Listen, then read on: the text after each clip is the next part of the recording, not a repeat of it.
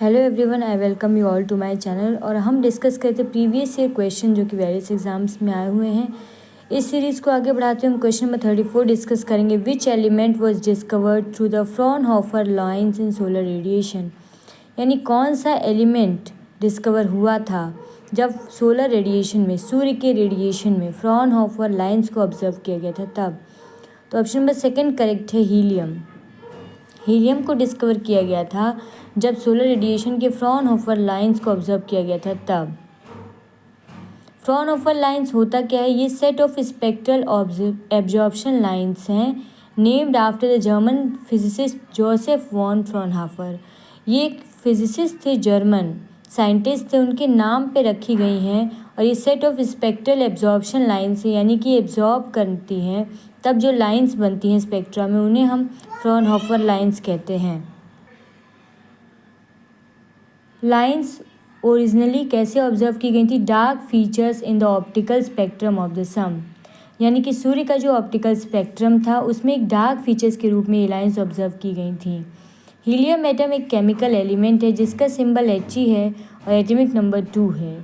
ये कलरलेस है, ओडरलेस है, यानी इसमें महक नहीं है, टेस्टलेस है, यानी कि टेस्ट नहीं है, नॉन टॉक्सिक है, यानी कि जहरीला नहीं है, इनर्ट मोनो एटमिक गैस है।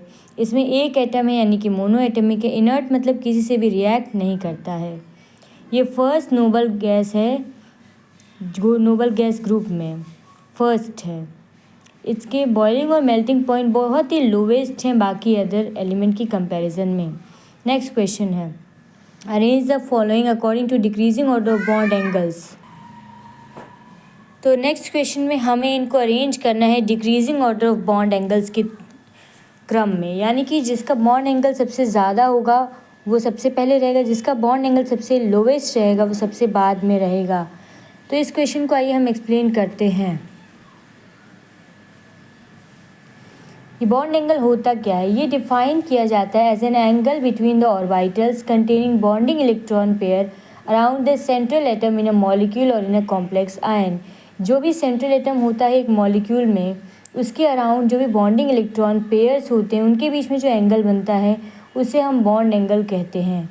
वो डिग्री में एक्सप्रेस किया जाता है। जैसे जैसे इलेक्ट्रोनेगेटिविटी सेंट्रल एटम की डिक्रीज़ करती है, क्या होता है कि repulsion between element hydrogen bond pair decrease करता है।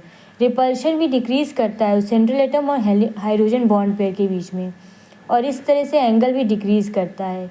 तो इस तरह से H2O का सबसे ज़्यादा लार्जेस्ट बॉन्ड एंगल है, कितना है? 104.5 डिग्री। और ग्रुप में एक और तरह से हम देख सकते हैं, ग्रुप में जब ऊपर से नीचे जाते हैं तब भी बॉन्ड एंगल डिक्रीज़ करता है। तो ये ग्रुप है ऑक्सीजन, सल्फर, सेलेनियम, टेलिनियम, पोलोनियम का। तो इसमें सबसे ज़्यादा बॉन्ड एंगल होगा H2O का, फिर होगा H2S का, फिर H2SE, फिर H2T। जानकारी अच्छी लगी तो प्लीज़ चैनल को सब्सक्राइब करें। Thank you.